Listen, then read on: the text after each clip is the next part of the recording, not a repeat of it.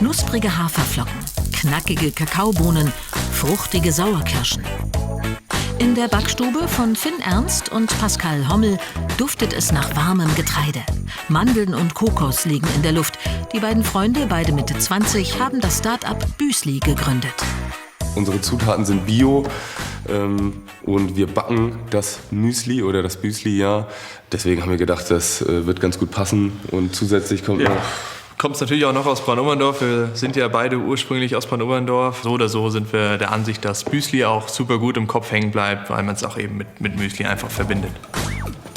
In der ehemaligen Bäckerei von Finns Vater tüfteln und experimentieren die beiden. Beschäftigen sich intensiv mit dem Thema Müsli und gesunder Ernährung. Hier stellen die beiden ihr Müsli von Hand her, nach einem ganz besonderen Vorbild. Also meine Schwiegermutter hat ernährungstechnisch schwierige Töchter, das heißt, das sind beides vegan lebende Kinder.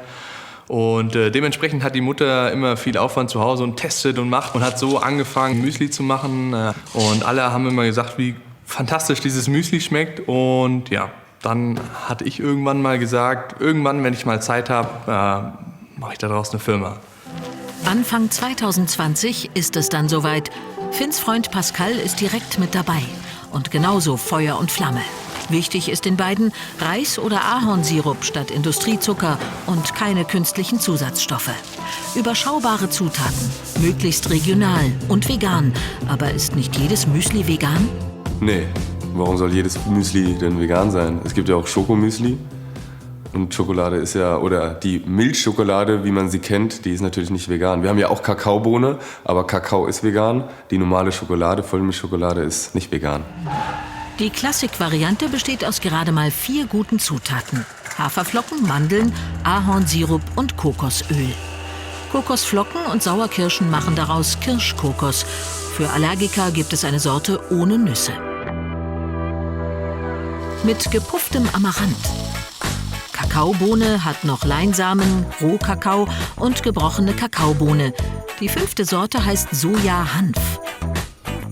Das ist ja so ein bisschen die Richtung Superfood, weil es eben Sojaflocken hat, Hanfsamen hat dementsprechend super viel Proteine, ist und super gut für Sportler geeignet. Familiäre Unterstützung haben die Müslimacher zum Beispiel von Finns Freundin Chiara. Rezepte für ein außergewöhnliches Frühstück wie diese Smoothie Bowl gibt es dann bei Instagram. Mit Pflanzenjoghurt und vielen frischen Früchten. Und noch so einiges mehr kann man mit dem Müsli in der Backstube anstellen.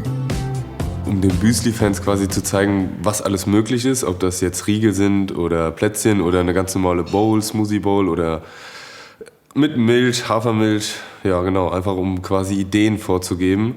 Und jetzt mache ich hier Plätzchen mit überreifen Bananen, weil die isst man ja dann vielleicht nicht mehr so gern normal. Und da gibt es natürlich verschiedene Möglichkeiten, wie man immer halt aus Altem was machen kann.